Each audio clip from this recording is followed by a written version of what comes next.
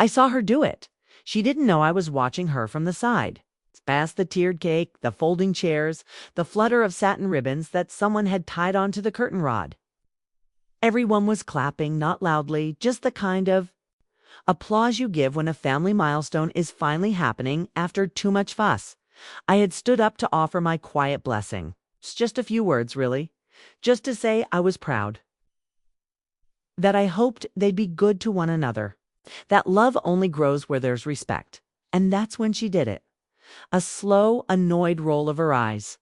Chin tilted up like I was background noise. She didn't smile, didn't pretend to listen. Her hand stayed clutched around the champagne. Stem like she couldn't wait for me to sit down. No one else noticed. Or maybe they did. No one said anything. I stood there for a moment too long. Not long enough to make a scene, just long enough to hear the silence between my words and the AIRIM, Margaret Ellison. I'm 71. And that was the moment I knew I wasn't wanted anymore. Subscribe and tell me in the comments where you're watching from. Thanks. I smiled again. I even nodded toward the camera someone was holding. I sat back down slowly, brushing the hem of my dress smooth like it mattered. I had ironed it myself that morning, hung it by the door. It was the soft lavender one Michael always said brought out my calm. But Michael isn't here anymore. And calm wasn't something I had left in me. By the end of that night, they toasted right after. My son Thomas held her hand like she was made of glass. Called her my queen. And everyone clapped again. It's a kind of clapping that means they want to get to the food now. Nothing grand. It's just a backyard engagement celebration. But it was there. Moments supposed to be ours, I thought. But I was mistaken. I had offered them something from my heart. And she had discarded it like a wrinkled receipt. There was a time I would have ignored it, smiled through it, told myself maybe she had a headache. Maybe she didn't hear me. Maybe I imagined the look. But that evening, something had already shifted inside me. I couldn't lie to myself anymore. I had seen the truth. It wasn't about a gesture. It was about what she thought of me and what my son allowed. I didn't say a word during dessert. I just looked at them. Her fingers curled around the ring I had given my own mother's ring. It's passed down like a prayer through a line of women who'd learned to survive without praise. It had taken me months to let go of it. I even told Thomas not to feel pressured, that if he wanted to buy her something new, he should. But he said it would mean more this way. Family, tradition, legacy. I remember opening the velvet box and handing it to him across the kitchen table. Take care of it, I had whispered, though I don't think he heard. He was already typing a message to her. That night at the celebration, she kept glancing at it like it was just a shiny thing she deserved, like she'd earned it by being young and beautiful and chosen. But it wasn't hers. Not anymore. They had put me at the end of the table, close to the gift pile, like an afterthought. I don't think she even thanked me in front of anyone. Shta? She did once, quietly a few days ago, said something polite, transactional. I thought it was enough then. But watching her that evening, I realized she was performing, not just for the ring. For everyone. She wanted the story, not the sacrifice. I looked at the ring again. It sat heavy on her finger. She waved it around, as she laughed as if her hand was suddenly more interesting now. And then she locked eyes with me across the patio. Just for a breath, no smile, just a smirk. Like she knew I had no power left in that moment. Like I should feel lucky to even be invited. That's when, stood up. Quietly, calmly, I walked around the edge of the folding chairs, past the lanterns swaying gently in the spring breeze. I didn't speak. I didn't cry. I reached her, touched her hand gently and said softly, but clearly enough for the silence to spread, "I'll take that back now." She blinked, looked confused or embarrassed, or maybe just caught. I didn't wait for her to respond. I held out my palm. And slowly, slowly, she slipped the ring off her finger and placed it in my hand like it burned. I nodded once, then turned and walked. Through the grass, toward the gate, toward the gravel drive where I had parked 2 streets over. I didn't look behind me. Somewhere in the distance, I heard someone call my name, but not him, not my son. He didn't move, didn't follow. I kept walking, and in that still moment, beneath the setting sun, with my mother's ring back in my hand and 40 years of silence suddenly cracking open, I felt something I hadn't in years. I felt real. I wasn't always like this, quiet, tired, watchful. There was a time I filled rooms, not with noise or stories or charm, but with presence. It's a kind that comes from showing up. It's a kind people only notice when you stop doing it. I raised Thomas on my own after Michael passed. He was 13, old enough to remember the sound of his father's voice, but young enough to still crawl into my bed when the nightmares got loud. I kept the lights on in the hallway for him longer than most mothers would. I wanted him to know someone was there. Always. We didn't have much, but what we had, I gave without hesitation. My time, my sleep, my strength. I worked part-time at the school cafeteria and cleaned offices on weekends. It was enough. We had soup nights and radio songs. He'd sit across the kitchen table doing homework while I folded laundry, and sometimes he'd just reach across and hold my hand without saying a word. Those are the moments I go back to. It's when I try to remember who he used to be. I never remarried. People said I should, but I didn't want to split my energy. I wanted to build something solid beneath my son's feet. A mother is a roof, and mine. Had to hold, even when he got older, started bringing girls around. Growing distant in that way boys do when they realize their mothers can't fix everything, I stayed steady. I didn't complain when he missed birthdays, didn't flinch when his calls turned into short texts. Just let him go, the way good mothers are supposed to, right? But letting go and being pushed out are not the same thing. I met her 3 years ago. He brought her to my place for lunch. She was polite, very pretty. Long hair, careful makeup, eyes that scanned the room like she was measuring the worth of every item on the shelf. She complimented my lasagna, smiled when I gave her a blanket for her lap because the heating had gone funny that day. But there was something brittle in her gratitude, like a mirror held up to the wrong light. Thomas said she was fiery, that she spoke her mind, that she came from a family that didn't sugarcoat things. I nodded. Said I liked honesty, but that's not what I meant. What I meant was, I like kindness that doesn't ask to be repaid that first year she tried. I'll give her that. We had a few dinners. She brought me a candle once for my birthday, lavender and eucalyptus. I told her it was lovely.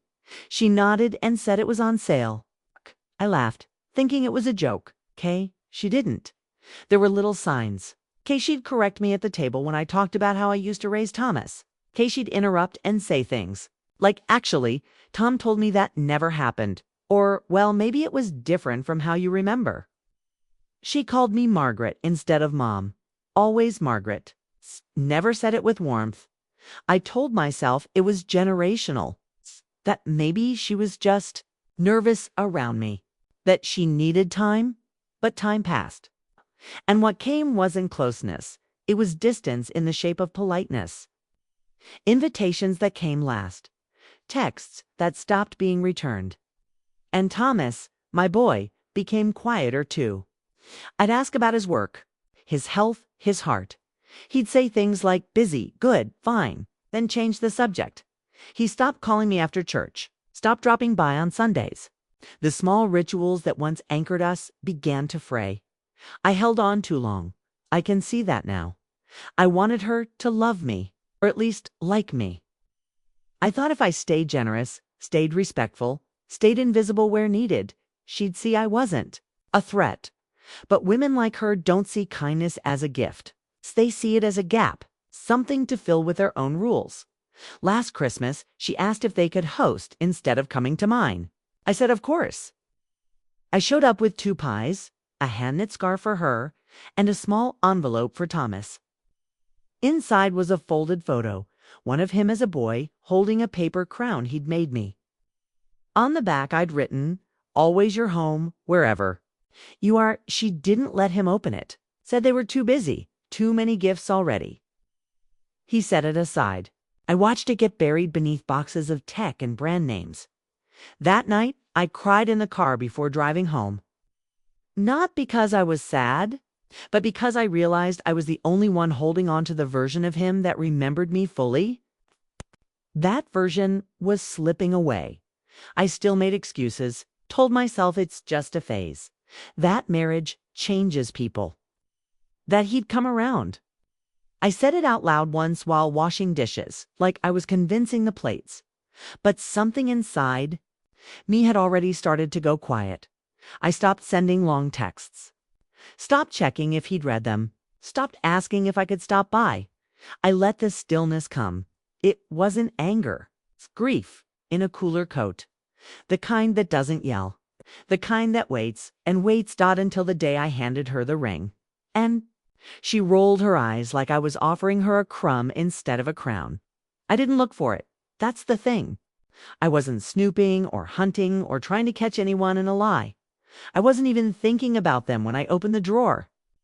I had gone over to water Thomas's plants while they were away. She'd asked me, oddly politely, through a forwarded message said they'd be gone 5 days. I said yes. Of course I said yes. Always did. It was the 3rd day.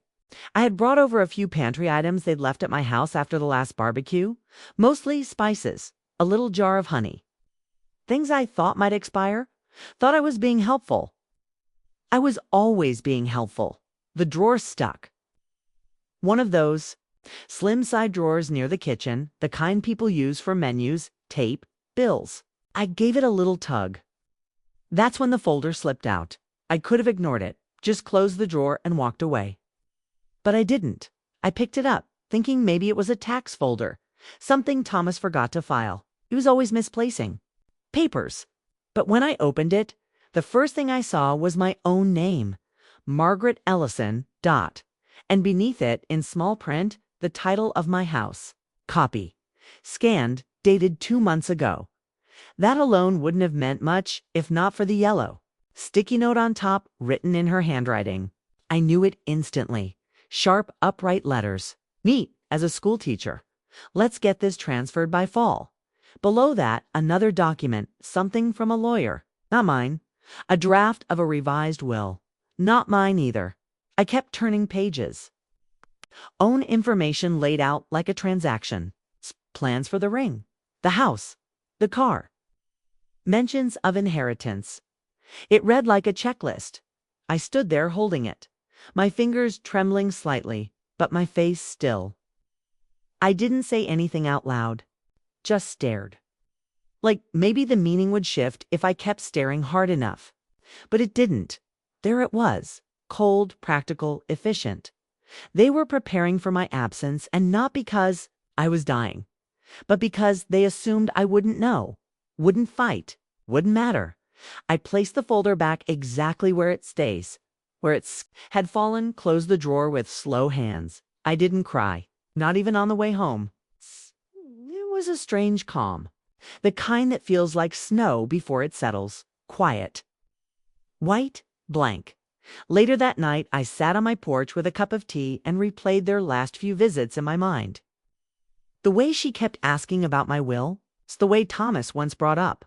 Planning ahead over lunch, and I had brushed it off. It's the time she asked for the spare key to my house. Said it was for emergencies. I had given it to her. Of course I had. I remember telling Thomas years ago that I had finally paid off the house. He had hugged me. Said he was proud. Said it meant security.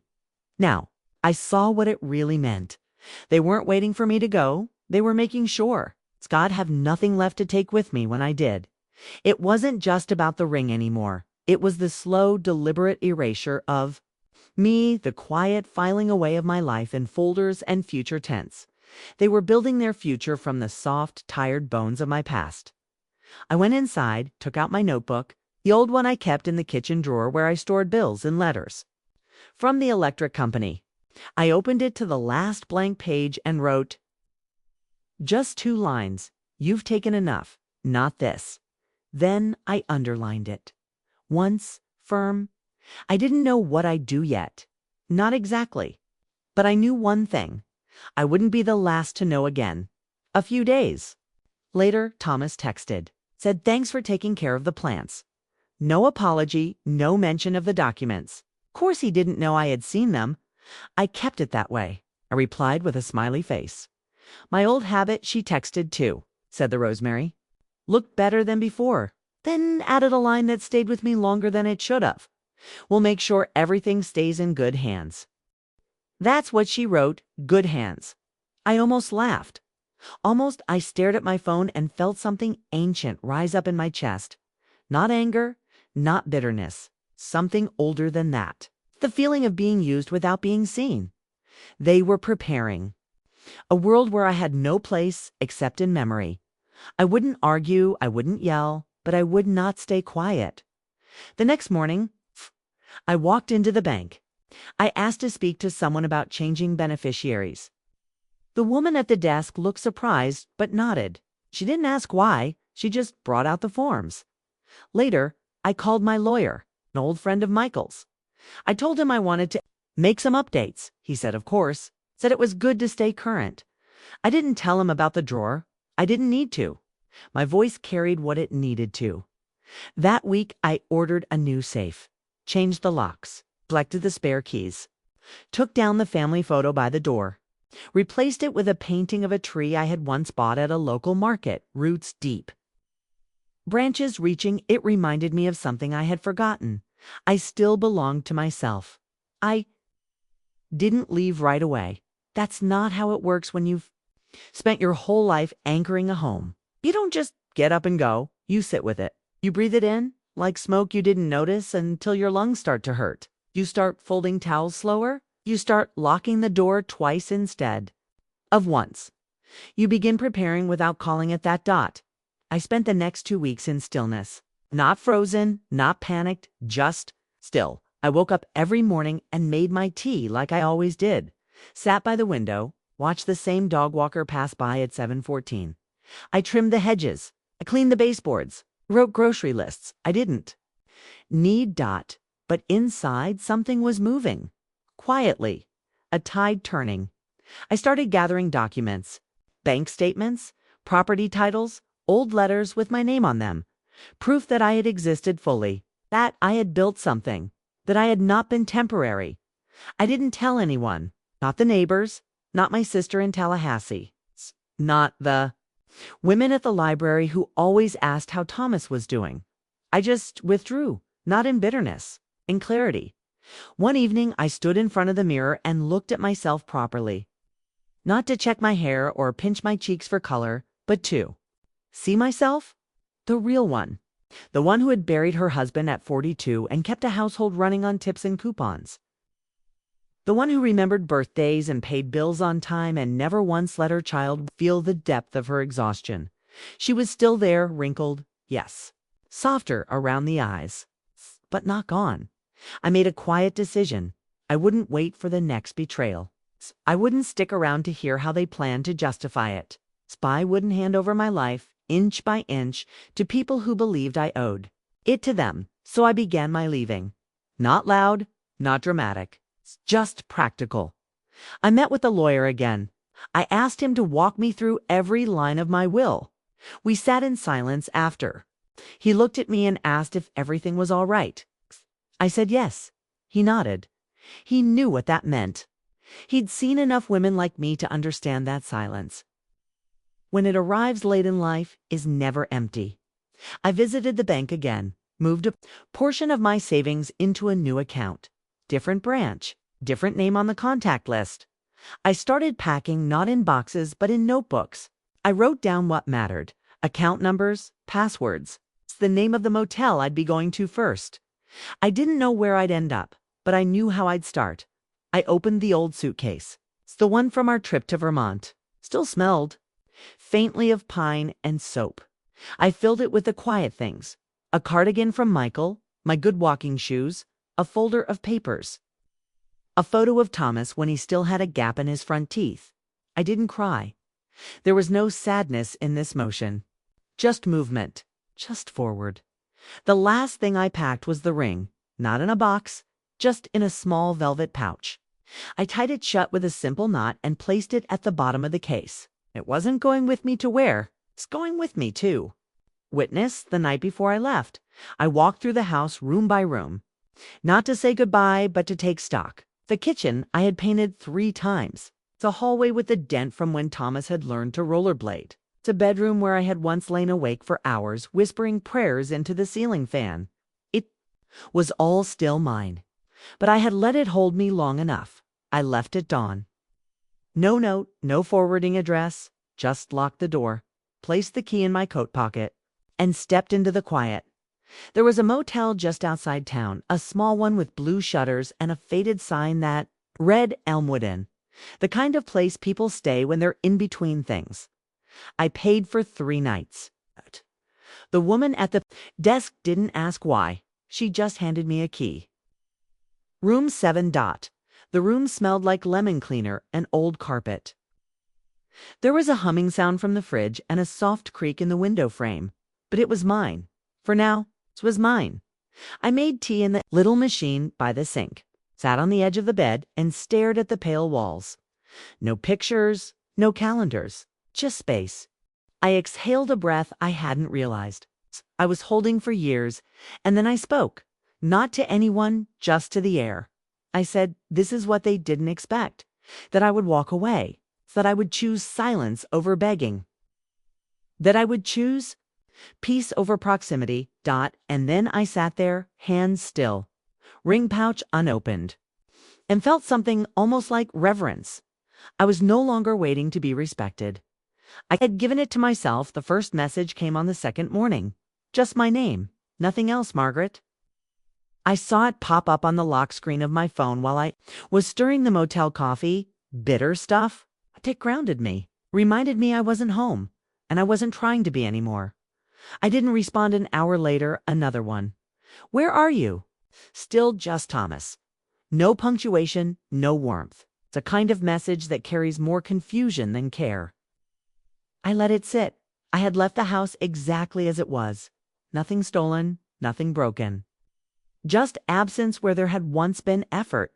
They must have driven over, let themselves in, expected me to be in the kitchen. Maybe they thought I'd be napping or tending the backyard, or folding laundry like I always did. Instead, they found silence. No note, no goodbye. By evening, her number showed up too. Hey, we came by. Are you okay? I stared at that one for a while. Are you okay? Funny the question? After years of being overlooked, now they noticed the space I'd left behind. But I wasn't going to give them what they wanted. Not panic, not explanation, not access. I had spoken enough, smiled enough, offered enough. This was my quiet now, and I meant to keep it. They tried calling. 6 missed calls by midnight.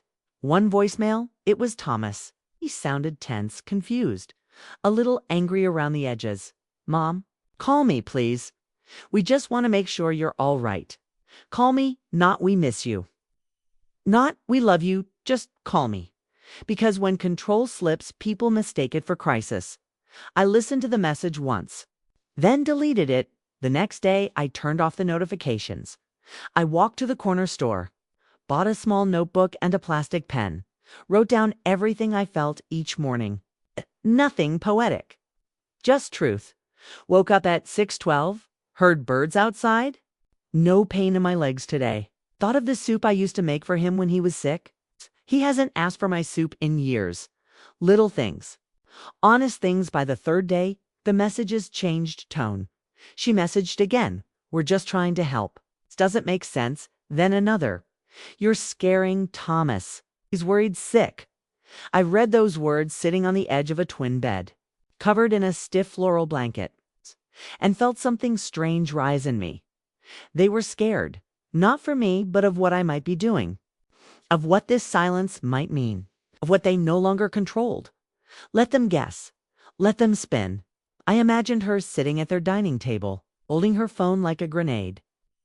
I imagined him pacing, rereading my last texts, looking for clues. There were none. They had spent years not noticing me.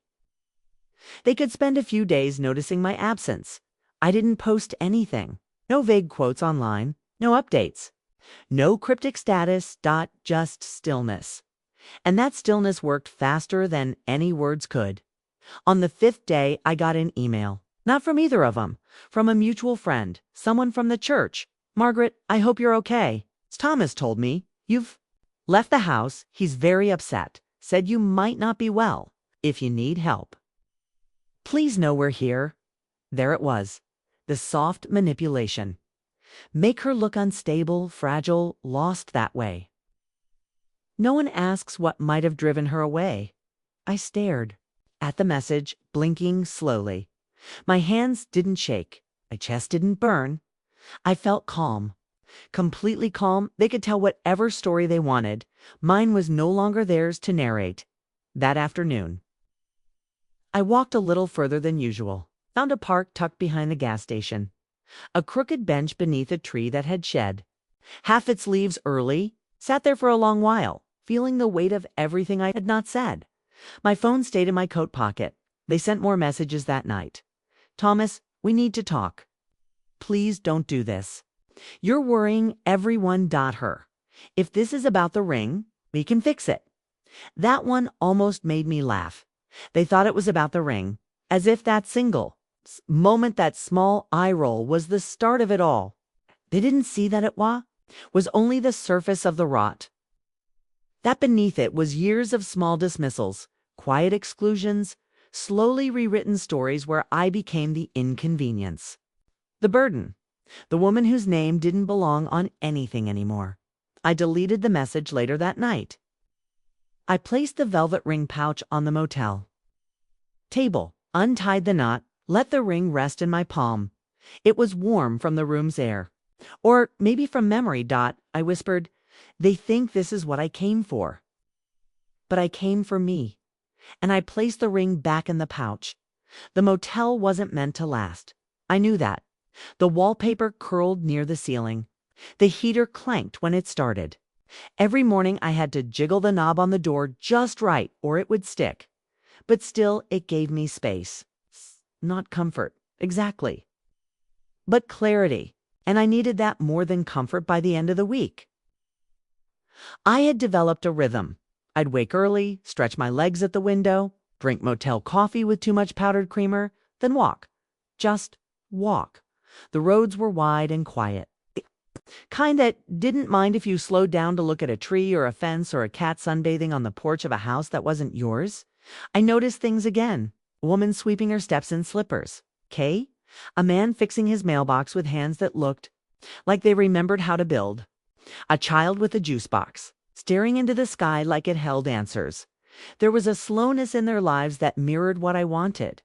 One morning, I walked into a small bakery tucked between a laundromat and an antique shop. The windows fogged up from the inside, and everything smelled like cinnamon and patience. A girl behind the counter smiled at me. She had chipped nail polish and kind eyes. She asked if I wanted anything warm. I said yes before even thinking.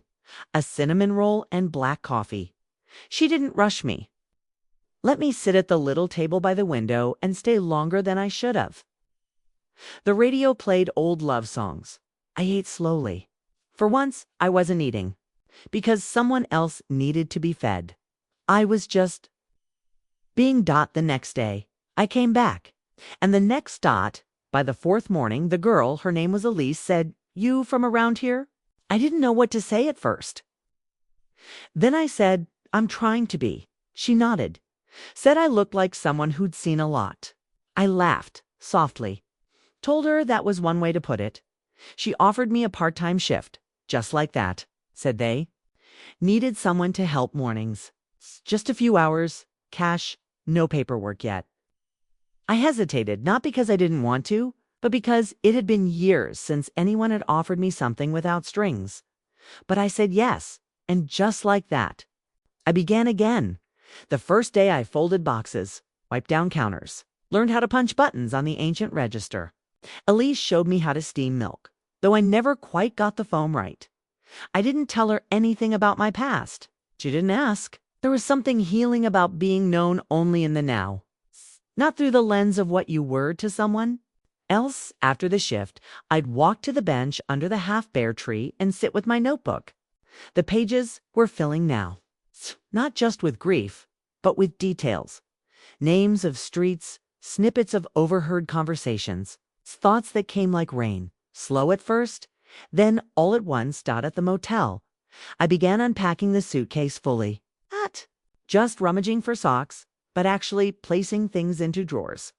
Hanging up the cardigan, laying the pouch with the ring flat in the drawer beside the Bible no one ever opened. I changed the sheets, bought a cheap little rug to cover the cold tile, brought back a vase, plastic, but clean, and placed 3 yellow flowers in it. Real ones. It wasn't home, but it was mine. Thomas, and she kept messaging for a few days more. Then it slowed. Then stopped. I imagined the silence was getting heavier for them. I imagined her searching my name online, wondering if I had done something legally, wondering if I'd told someone. Hadn't, not yet. What I had done was live, and that, in its own way, was the most defiant thing I could do. One evening, after my shift, Elise sat beside me at the bakery window while we both stared out at the dusk. She said she was raised by her grandmother, said her mom had left when she was little. She told me her grandmother taught her to sew, and that sometimes when she burned things in the oven, she still whispered sorry under her breath to the woman who wasn't there anymore. I told her that sounded like love. She said she missed being around older women who knew things without needing to prove it. I didn't know what to say to that, but the silence between us didn't feel empty. For the first time in months, I felt mirrored, not needed, not used, just present. The next morning, I took the velvet pouch out again, unfolded it, looked at the ring for a long while. It didn't feel like pain anymore. It felt like survival, like had been buried under years of soft expectations and had finally come up for air. I didn't wear the ring. I didn't throw it away. I simply placed it back, wrapped it again, and whispered, "You don't get to define me anymore." The letter didn't come from them. It came from someone didn't expect. Sarah, my niece. I hadn't heard from her in over a year. She was Thomas's cousin, barely 30, sharp-minded, always the quiet one at family gatherings. We never spent much time alone, but she'd send me holiday texts. Always remembered my birthday. The envelope had no return address, just my name, written neatly, and the postmark from our old town. Inside was a note on thick paper, folded carefully. It was short. "Aunt Margaret, I don't want to intrude, but I thought you should know. Thomas has been trying to find you. He came to my place 2 nights ago. Said he didn't know what happened. Said he was worried. Said you'd taken something important. He cried. I don't know everything. I don't need to, but I saw his face and I thought, maybe you'd want to know. Wherever you are, I hope you're safe. And I hope you're choosing you." Sarah, I read it twice. Then a third time. I didn't cry. I didn't feel warmth, or sadness, or anger. I felt distance, the kind that doesn't hurt anymore. That night, I left the letter on the motel nightstand. I poured myself tea and sat by the window. The ring pouch was in the drawer below. The notebook was open beside me, the pen already uncapped. I wrote, "He cried, and still I feel nothing. What does that mean?" Then I put the pen down and let the silence answer. The next day, I found an envelope at the front desk of the bakery. Lise handed it to me as I walked. Guy came by, said he was your son, told him you were off. He asked me to give you this. I froze, just a beat. Elise didn't ask questions, just walked back behind the counter. I stood there with the envelope in my hand, pale blue, my name written in a familiar hand, a little slanted, like he'd rushed back. In the motel room, I sat on the bed and opened it. No pages this time. Just one photograph. Old. Faded. Thomas. Maybe 6 years old, sitting on the floor in our living room, holding a paper crown he'd made from cardboard and foil. His smile so wide. You could see all the spaces where teeth hadn't grown in yet. On the back, just one sentence. "I remember you." Nothing else. No apology, no explanation, just that. I held it for a long while. Let myself breathe through it. Let myself wonder if maybe there was still a thread connecting us. Thin, frayed, but real. But Then I remembered how easy it was for them to plan around me. How simple it had been to consider my life transferable. A line item. I remembered the eye roll, the documents, the silence, when. I stood up and walked away. I tucked the photo into the back of my notebook. Not to forget, but not to forgive. Either later that afternoon, he came. I saw him through the window. Before he knocked, standing near the door to room 7, shoulders hunched forward like a boy late to detention. He didn't look up right away. Waited. Then he knocked softly 3 times. I didn't answer. I listened to the sound of his breathing. Outside the door, he didn't say my name. He just stood there then. Finally, he said it. I was wrong. His voice cracked on the second word. I didn't move.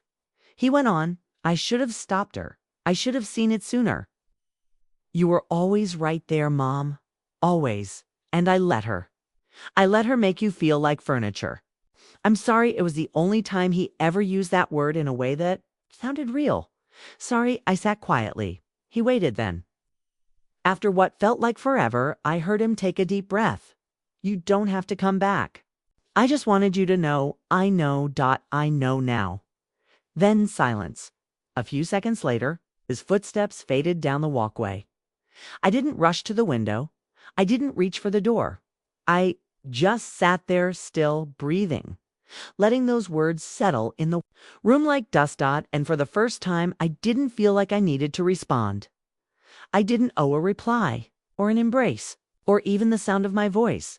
He had finally seen me, but was no longer waiting for that. I didn't tell Elise he'd come. She didn't ask. And I didn't feel the need to offer that part of myself.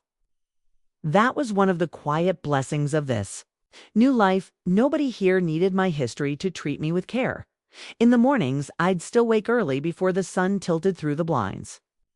There was a small chair I'd pulled beside the window, and I kept a folded quilt over the back of it. My knees didn't like the cold anymore, but they forgave me for this stillness. I'd sip the motel coffee, still bitter, still honest, and watch the world become itself in slow motion. Nothing rushed here. The bakery opened at 7. On days I worked, I'd walk over by 6:30. The air always smelled different before. The town stirred, damp, hushed, full of breath. Elise would already be there, hair up, flower on her sleeve, humming something that didn't need words. We didn't talk much while working. We didn't need to. There was comfort in the rhythm. Boxes folded, trays refilled, warm rolls lined up like promises. Some mornings we'd share a laugh when the register jammed or someone ordered 6 pies and then forgot their wallet. It was a life made of small, intact things. I'd started keeping a small cash tin in my suitcase. Not because I didn't trust the bank, but because I liked knowing I could count out bills if I ever needed to leave again. Not in fear, just in readiness. I had learned the hard way that being needed was not the same as being valued, and I never wanted to be caught unprepared again. There was a woman named June who came into the bakery every Wednesday around 10, mid-60s, sharp eyes, soft hands. She'd order a coffee and a single scone, then sit by the window with a paperback. One day I brought her an extra napkin. She smiled like I'd handed her a secret.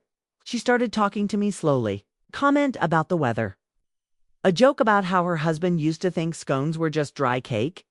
Then, over a few weeks, she told me more. That she was widowed too, that her son lived 2 states away but rarely called. That some days the silence in her apartment made her hum just to fill it. I told her I understood. That was all I said.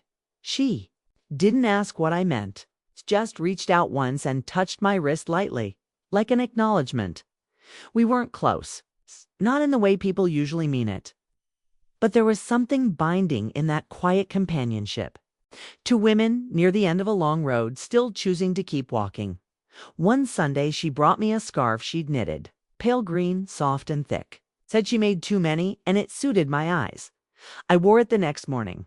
Elise noticed. Looks good on you, she said. And that was enough. I kept writing in my notebook. Not every day, but often. Sometimes just single lines. like nobody called today. Peace isn't loud. It's the absence of explaining. And once I am not what? They remember. I am what I became after the photo Thomas left stayed tucked inside the back cover. I didn't look at it much, but I didn't throw it away either. That part of me, the part that mothered, that hurt, that remembered, still lived quietly. Inside, I didn't need to erase it to be free from it. Once I dreamt about the house, not the betrayal. Just the smell of the kitchen, the feel of sun on the porch. I woke with the heaviness of homes that no longer exist. But instead of grief, there was something gentler, like gratitude. That I had survived it. That I had known what it was to love. So deeply, even if it had turned to dust in the end. A few weeks later, I called Sarah. I hadn't planned to, but I saw her number in my notebook one evening. And something about the way she had written to me, quietly, without demand, stayed with me. She answered after 2 rings. I told her thank you. She asked if I was okay. I said yes. Truly, she didn't press for details. Just said, I'm glad you're safe. And that was it. I hung up and felt something unclench inside me. A small thread of family that hadn't frayed completely. I didn't hear from Thomas again. No more letters. No more messages. I imagined he had said what he needed to say. He thought that moment outside my door was enough. Maybe it was. Or maybe he still didn't understand that. Forgiveness isn't a door you open once. It's a gate you guard with your life. And if I had learned to guard mine, I didn't hate him. That surprised me, sometimes. I thought I would, but hate is too heavy to carry every morning. And I had chosen lightness. I had chosen simple routines, kind strangers, hot rolls at sunrise, and a small bench in the park where birds always gathered like gossiping old friends. I had chosen not to disappear, even if no one clapped for my reappearance. And in the stillness of that decision, I had found a kind of dignity that no apology could replace. I stayed in room 7 for 83 days. Not that. I was counting. But some things mark themselves. The rhythm of sheets changed once a week. The bakery clock above the register lost 3 minutes by the time I left.